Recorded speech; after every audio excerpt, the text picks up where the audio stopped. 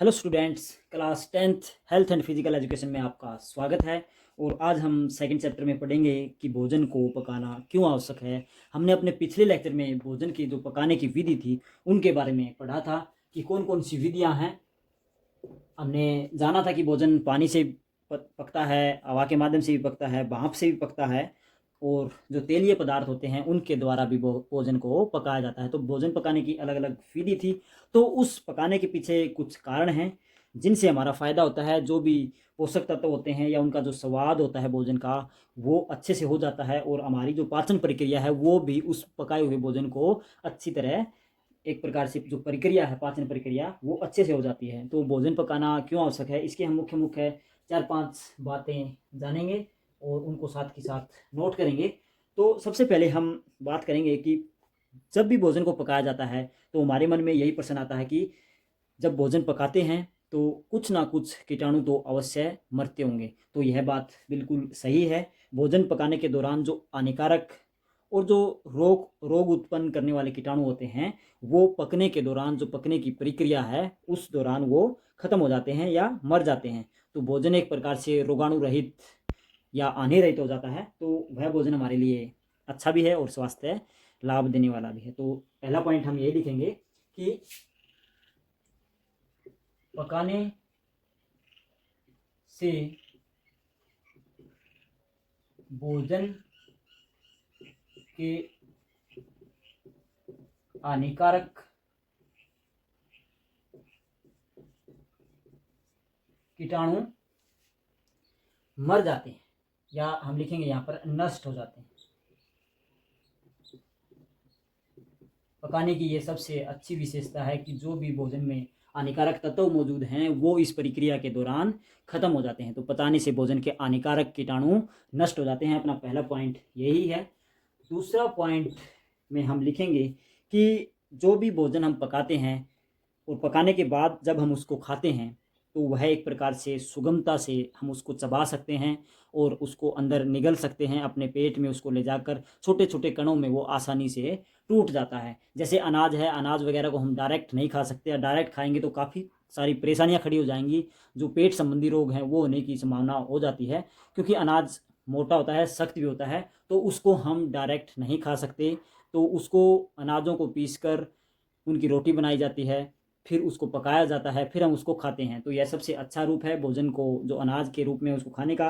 और काफ़ी सारी सब्जियां भी ऐसी हैं जो हम डायरेक्ट नहीं खा सकते, वो बेस्वाद लगती हैं। तो भोजन के भोजन को, उस भोजन को पकाकर हम खाते हैं तो हमारी भूख भी बढ़ती है और वो पचने लायक भी हो जाते हैं। कई ऐसे पदार्थ होते हैं जिनको हम कच्चा खाते हैं तो वो हमारे शरीर में पच नहीं पाते। हमारे शरीर का जो एसिड है या जो केमिकल है उनको अच्छे से नहीं तोड़ पाएगा। तो जब पकाने की प्रक्रिया होती है उस दौरान उनकी जो झिल्लियाँ होती हैं, कई प्रकार के भोजन है, जैसे टमाटर है, टमाटर की जो ऊपरी परत है, अगर हम डायरेक्ट कच्चा टमाटर खाएंगे तो जो ऊपरी परत है वो हमारी पाचन प्रक्रिया में वैसी की वैसी बाहर निकल जाएगी। मगर जब पकाते हैं तो वो जो ऊपरी परत है, जो उसकी झिल्ली है, वो टूट जाती है। और टूटने का मेरा मतलब है कि उसका जो रूप है छोटे स्तर पर वो विखंडित हो जाता है, और जब हम उसको खाते हैं पकाए हुए टमाटर को तो वो आसानी से हमारे शरीर के अंदर, आंतों में अच्छी तरह से पच जाती है, एक प्रकार से वो घुल जाती है। तो यह भी इसका फ़ायदा है। तो दूसरा पॉइंट हम यही लिखेंगे कि पकाने से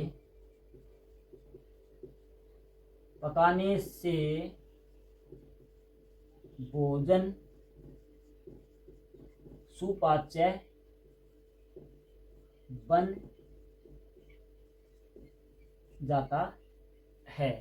तो पकाने की प्रक्रिया के दौरान भोजन अच्छे से पचने लायक बन जाता है। तो यह हमारा दूसरा पॉइंट था। तीसरे पॉइंट में हम बात करेंगे कि जो भी पकाया हुआ भोजन होता है वो हमें अच्छा लगता है, स्वादिष्ट लगता है, और उसको खाने की हमें जो भूख होती है वो भी बढ़ जाती है। अगर हम कोई कच्ची घिया खाते हैं तो हम ज़्यादा नहीं खा पाएंगे, या कच्ची जो भी सब्जियां हैं, बैंगन है, आलू है, मटर है, मटर को तो हम वैसे खा लेते हैं, तो आलू वगैरह है, प्याज वगैरह है, या और लहसुन है, तो इन सभी पदार्थों को हम कच्चा खाना एक प्रकार से सही नहीं होता हमारे शरीर के लिए भी, और वह बेस्वाद लगता है। अगर हम उसको पकाते हैं और कुछ मिर्च मसाले डालकर अगर उसको खाते हैं तो वह एक प्रकार से उसके स्वाद में वृद्धि हो जाती है, जिससे हमारी शरीर की भूख भी बढ़ती है खाने उस भोजन को खाने के प्रति, तो उसको हम अच्छे से खा पाएंगे एक रुचि के साथ। और जब भी हम कोई भोजन रुचि के साथ खाते हैं तो जो शरीर में मौजूद पाचक रस हैं वो भी अधिक बनते हैं, तो यह हमारे लिए फ़ायदेमंद है। नंबर 3 पर हम यही खाएंगे कि पकाने से भोजन का स्वाद बढ़ जाता है, जिससे हमें ज़्यादा भूख लगती है। तो तीसरा पॉइंट हमारा यही है, भोजन का स्वादिष्ट होना और जिससे हमारी भूख है जो अधिक खाने की प्रवृत्ति है वो बढ़ जाती है। नंबर 4 पर हम बात करेंगे कि जो भी भोजन है, जो भी हम भोजन खाते हैं या अलग अलग तरह का भोजन हम बनाते हैं, उस दौरान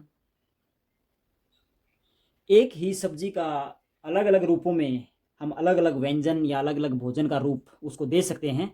तो अगर एक ही सब्जी को हम कच्चा खाएंगे तो वह हमें एक जैसा टेस्ट लगेगा और उसका स्वाद भी अच्छा नहीं लगेगा और कुछ दिन खाने के बाद उसमें रुचि भी हमारी नहीं होगी। अगर उसी सब्जी का हम एक व्यंजन बनाते हैं, सब्जी एक उसको पकाते हैं और पकाने की अलग अलग विधियां अगर एक ही सब्जी पर हम प्रयोग करते हैं तो उससे अलग अलग प्रकार का व्यंजन बनता है, और अलग अलग प्रकार का व्यंजन बनता है तो हमारी उस सब्जी को खाने के प्रति रुचि होती है। जैसे कई बच्चे होते हैं जो बैंगन होता है, अगर बैंगन को हम वैसे सब्जी में एक साथ इकट्ठा किसी सब्जी में ना मिलाएं तो कई बच्चे उस सब्जी को नहीं खाते। अगर बैंगन के साथ हम आलू मिक्स कर देते हैं तो उस भोजन को या उस सब्जी को बच्चे अच्छी तरह खा लेते हैं। और कई बार बैंगन का जो भरता बोलते हैं, बैंगन को काट कर और उसमें आलू भरा जाता है तो और वो उसको पकाया जाता है सीधे आंच पर, तो उसका टेस्ट थोड़ा अलग ही हो जाता है और उसका टेस्ट भी अन्य जो हमने तरीके जाने उस उनसे भिन्न होता है और वो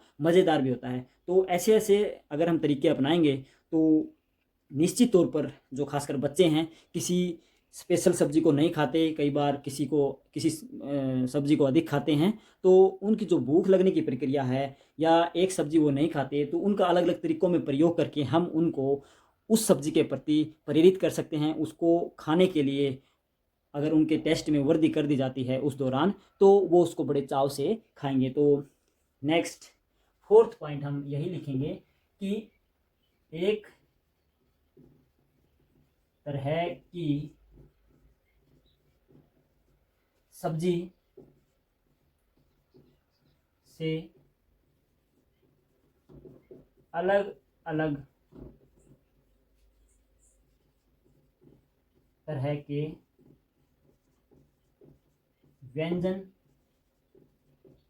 बना सकते हैं। तो एक ही तरह की जो सब्जी है जो हम भोजन बना रहे हैं तो उससे जो एक प्रकार से बच्चों में या कई बार बड़ों में भी उसको खाने का मन नहीं करता तो उसको अलग अलग रूप देते हैं, और वो जो रूप देने की प्रक्रिया है वो पकाने से ही मिलती है। तो पकाने की अलग अलग विधि अगर हम अपनाएंगे किसी एक ही सब्जी पर तो उसका प्रभाव उसके टेस्ट में या उसका जो रंग रूप है वो अलग ही बन जाता है, जिससे काफ़ी लोग अलग तरीके से बनाया हुआ भोजन खा सकते हैं, उस सब्जी को वो खा सकते हैं। नंबर 5 पर हम बात करेंगे कि पकाने से काफ़ी भोजन सुरक्षित भी हो जाते हैं। जैसे हम दूध को उबाल कर रख देते हैं तो उसकी जो लाइफ है वो बढ़ जाती है, वो ख़राब नहीं होता। वैसे ही काफ़ी तरह की और भी सब्जियां हैं या जो मांसाहार भोजन है उसको हम पका कर रख देते हैं तो वह काफ़ी दिन तक बचा रह सकता है, ख़राब नहीं होता। तो हम यहाँ पर लिखेंगे पकाने से भोजन यहाँ पर हम लिखेंगे भोजन काफ़ी समय तक खराब नहीं होता। तो पकाने से भोजन काफ़ी समय तक खराब नहीं होता, उसका जो लाइफ है उस भोजन की वो बढ़ जाती है। तो भोजन पकाना क्यों आवश्यक है, उसके पीछे क्या कारण है, वो हमने जाना। तो इसके बाद हम बात करेंगे कि जो पकाना है, पकाते हुए हमें किन किन बातों का ध्यान रखना चाहिए, क्योंकि पकाने के बाद भी कुछ बातें हैं, पकाने के दौरान भी कुछ बातें हैं, और पकाने से पहले भी हमें कुछ बातों का ध्यान रखना होता है, ताकि सब्जी हम बनाते हैं, जो भी खाना बनाते हैं वो अच्छे से बने, उसका कोई दुष्प्रभाव देखने को न मिले। तो वो सब बातें हम अपने इस नेक्स्ट टॉपिक में करेंगे कि भोजन पकाते समय किन बातों का ध्यान रखा जा सकता है। तो मैं यहाँ पर लिख रहा हूँ, भोजन पकाते समय किन बातों का ध्यान रखें। और ये जो ध्यान रखने वाली बात है ये हमें सभी को रखनी होती है, चाहे लड़का हो या लड़की।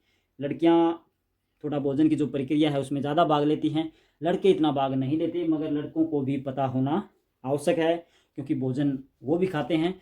तो जो पकाना है या जो भोजन की प्रक्रिया है उसका पता होना सबको चाहिए, क्योंकि किसी भी समय भोजन हमें बनाना पड़ सकता है। और भोजन अगर कुछ बेसिक बातें, नॉर्मल बातें हमें पता होंगी तो भोजन पकाने में हमें कोई परेशानी का अनुभव नहीं होगा। तो भोजन पकाने के दौरान सबसे पहले जो बर्तन लिया जाता है या जो भी जगह होती है उसका साफ होना ज़रूरी है। तो पहला पॉइंट हमारा यही है कि भोजन के बर्तन साफ सुथरे होने चाहिए, यह बहुत ज़रूरी है। भोजन को बनाने से पहले, उसको काटने छीलने से पहले सबसे पहले हमें यह देखना होगा कि जिस बर्तन में हमें भोजन बनाना है या जिसमें सब्जी काटनी है वो साफ़ सुथरा हो। अगर वो साफ़ सुथरा नहीं होगा तो हमारी जो सब्जी बन रही है वो भी सही नहीं बनेगी, वो भी एक प्रकार से कीटाणुओं का उस पर प्रकोप हो सकता है। इसके साथ साथ जो भी रसोई घर है वो भी साफ़ सुथरा होना चाहिए, क्योंकि रसोई घर में कई बार जाले लगे होते हैं या वहाँ पर छिपकली वगैरह हो सकती हैं। तो वो अगर होगी तो हम कोई खुले बर्तन में अगर भोजन पक रहा है तो वो मकड़ी वगैरह उस भोजन में नीचे गिर सकती है, जिससे एक प्रकार से भोजन में विष पैदा हो सकता है, या छिपकली भी कई बार गिर जाती है। तो वह एक बहुत ही खतरनाक है घर के सदस्यों के लिए। तो दूसरा पॉइंट यही है कि रसोई घर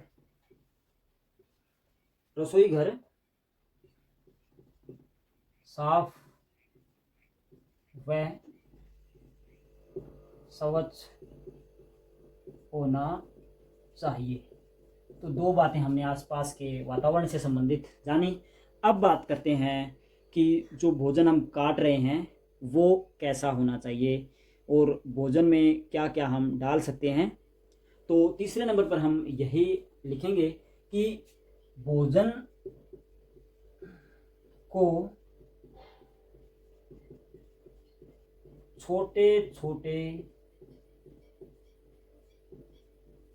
टुकड़ों में काटने से पहले धो लें, बाद में नहीं।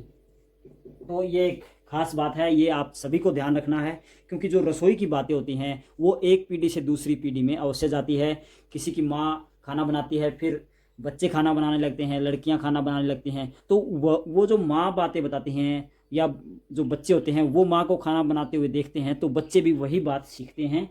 तो हमें अच्छी बातें अपनानी चाहिए। भोजन को जब हम काटते हैं, छोटे छोटे टुकड़ों में काटते हैं और पकाने के लिए उसको रखते हैं, तो कई बार क्या होता है, कई घरों में छोटे छोटे टुकड़ों में काटने के बाद भी भोजन को पानी से धो देते हैं और वो पानी हम फेंक देते हैं। ऐसा हमें नहीं करना, क्योंकि जो भी मिनरल्स है या जो विटामिन है, विटामिन दो तरह के होते हैं, एक फैट में घुलनशील और एक पानी में घुलनशील। तो जब हम भोजन को छोटे छोटे टुकड़ों में काटते हैं और उसके बाद पानी से धोते हैं तो जो विटामिन है या मिनरल्स हैं जिनको खनिज लवण बोलते हैं वो पानी में घुलनशील होते हैं, तो उस प्रक्रिया के दौरान वो पानी में घुलकर बेकार हो जाते हैं या उस भोजन से बाहर निकल जाते हैं। तो ऐसा हमारे लिए बहुत ज़रूरी है कि हम भोजन को छीलकर ऊपरी परत उसकी उतार कर फिर उसको धो लें एक बार अच्छे से, और फिर अच्छे से चाकू से अपने हाथ भी अच्छे से साफ होने चाहिए, फिर उसको काटें और छोटे छोटे टुकड़ों करने के बाद उसको न धोएं। ये हमें आदत अपना लेनी चाहिए और यही बातें हमें बतानी चाहिए। अच्छी अच्छी बातें तो किसी भी प्रकार की हों वो हमें अपने परिवार में अपने बच्चों को अवश्य बतानी चाहिए। अब आगे बढ़ते हैं। भोजन को हमने काट लिया, फिर है अगर हमारी आदत है कि हम टुकड़े काटने के बाद पानी को धो लेते हैं, उस पानी में भोजन को धो लेते हैं, तो उस पानी को दोबारा इस्तेमाल करें। तो यह भी ज़रूरी है। कई बार सूखी सब्जी बनानी होती है तो वो पानी इस्तेमाल नहीं होता, उसको फेंक दिया जाता है। तो सबसे अच्छा यही होता है कि छीलने के बाद ऊपरी परत उसको भोजन को उस सब्जी को पानी से एक बार धो लें, तो यह सबसे अच्छा है। नंबर 4 पर हम बात करेंगे कि जो भी हम भोजन पकाते हैं उसको तेज़ आग पर अधिक देर तक पकाएंगे तो उसके विटामिन उसके साथ ही नष्ट हो जाते हैं। तो जो भूनना है या आग पर उसको तेज़ आंच में पकाना होता है वो एक अच्छी प्रक्रिया नहीं है। तो सबसे अच्छा है कि हमें भाप में भोजन पकाना चाहिए। जहाँ तक यहाँ हम लिखेंगे, जहाँ तक संभव हो भोजन को भाप द्वारा पकाएं। तो यह ज़रूरी है क्योंकि भाप द्वारा अगर हम भोजन पकाते हैं तो उसमें काफ़ी तरह के विटामिन्स और मिनरल्स नष्ट नहीं होते। फिर है नंबर 5 पर हम बात करेंगे कि जो भी हम भोजन बना रहे होते हैं वो अगर तेलीय पदार्थों से बना है तो वह प्रक्रिया किसी 10 दिन में या 15 दिन में एक बार हो सकती है, मगर रोज़ रोज़ हम तेलीय भोजन खा रहे हैं या तला हुआ भोजन हम ले रहे हैं तो वह हमारे शरीर के लिए हानिकारक है। तो जो तलने की जो प्रक्रिया है वह हमें ज़्यादा नहीं अपनानी चाहिए। तो हम यहाँ लिखेंगे कि भोजन को तलकर ज़्यादा न खाएं। तो तला हुआ भोजन हम सबको पता है हमारे शरीर के लिए नुकसानदायक है क्योंकि वह ज़्यादा देर में पचता है और पूर्ण रूप से पाचक तत्व शरीर को नहीं मिल पाते। तो जो तला हुआ भोजन है वह हमारे शरीर के लिए फ़ायदेमंद नहीं होता और उससे ज़्यादा एनर्जी भी हमें नहीं मिलती, तो उसको अवॉइड करना चाहिए, ज़्यादा हमें न खाना चाहिए।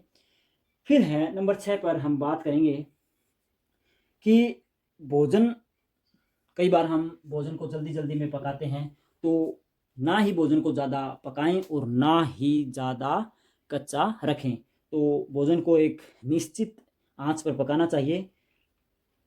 यहाँ हम लिखेंगे कि भोजन को पकाते समय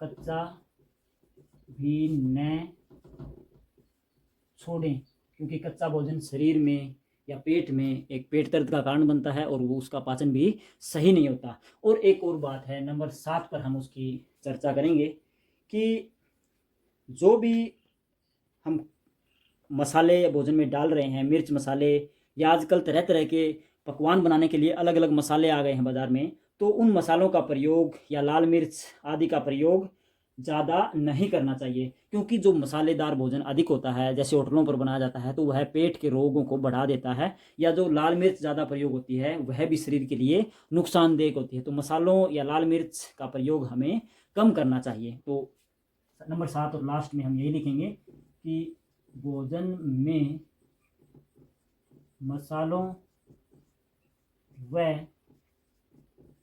लाल मिर्च का प्रयोग ज़्यादा न करें। तो 7 बातें भोजन पकाते समय हमें बात रखनी चाहिए। इसके अलावा भी काफ़ी बातें होती हैं जो अच्छी अच्छी हैं। भोजन में ज़्यादा मिर्च मसाले न डालें, एक स्वाद के लिए भोजन को तरह तरह के रंग रूप ना दें। कई बार खटाई का इस्तेमाल हो जाता है, तो वो भी हमें ज़्यादा नहीं करना चाहिए। या भोजन को ना ही अधिक तलें, भोजन में अधिक फैट भी ना डालें, तो वह भी नुकसानदेह होता है। जो बुजुर्ग लोग होते हैं, वो उनको ज़्यादा शारीरिक एक्टिविटी नहीं करनी होती, तो भोजन ज़्यादा घी या ज़्यादा तेल वाला जो भोजन होता है वो उनके लिए नुकसानदेह होता है। तो ज़्यादा तेल या ज़्यादा घी वाला भोजन उन्हें ही लेना चाहिए जो अधिक परिश्रम करते हों, मेहनत, एक प्रकार से शरीर में उनका सारा दिन पसीना आता हो। तो पसीने का मेरा अर्थ ये नहीं है कि गर्मियों में पसीना हमारे वैसे ही खड़े खड़े आता है। जो मेहनत करते हैं, अर्थात जो अधिक वजन या अधिक फुर्ती वाला कार्य करते हैं, दिन भर लगे रहते हैं, जो शारीरिक मेहनत ज़्यादा होती है, तो उनके लिए अधिक फैट, जो घी तेल आदि है, वो अधिक फ़ायदेमंद होता है। तो मुख्य मुख्य बातें हमने जानी हैं कि भोजन पकाते समय कौन सी बातें याद रखनी चाहिए, और ये हमें अवश्य घर वालों को भी बतानी चाहिए कि ऐसा करेंगे तो इतना या इस तरह का फ़ायदा हमें मिलेगा। तो ये सब बातें अगर हम अपने जीवन में अपनाएंगे तो हमारी आने वाली पीढ़ी, और जब जो हम प्रेजेंट में जी रहे हैं, जैसा भोजन हम खा रहे हैं, वैसे ही हमारा स्वास्थ्य भी अच्छे से बना रहेगा। तो अभी इनको अच्छे से नोट करें, साथ के साथ आप इनको अपने दिमाग में बिठाते चलें, याद रखें, क्योंकि ये जो बेसिक बातें होती हैं ये तो हमें अवश्य याद रखनी चाहिए, जिनसे हम रोज़ भिड़ते हैं, मिलते हैं। तो ये बातें हमें जीवन में अवश्य इनको ठीक कर लेना चाहिए। नहीं तो अगर हम सही बात जानकर भी उसको गलत कर रहे हैं तो वह हमारे लिए नुकसानदेह साबित अवश्य होगी, क्योंकि अगर हमें पता होते हुए भी हम गलत चीज़ ले रहे हैं तो वह हमारे लिए ज़्यादा खतरनाक होती है। शरीर उसके लिए पहले ही सचेत रहता है, मगर हमारा दिमाग उसको खाने के लिए या उसको करने के लिए प्रेरित रहता है। तो ऐसी चीज़ें अपनानी चाहिए जिससे हमारा भोजन सही बने, सही उसका टेस्ट हो, और उसमें उचित मात्रा में पोषक तत्व विद्यमान हो। तो ये सब बातें मैं आशा करता हूँ आप अपने जीवन में अपनाएंगे, अपने आस पड़ोस समाज को भी इससे परिचित करवाएंगे, बताएंगे, तो निश्चित ही आपका भविष्य स्वास्थ्य में बना रहेगा। तो अभी के लिए इतना ही। Thank you.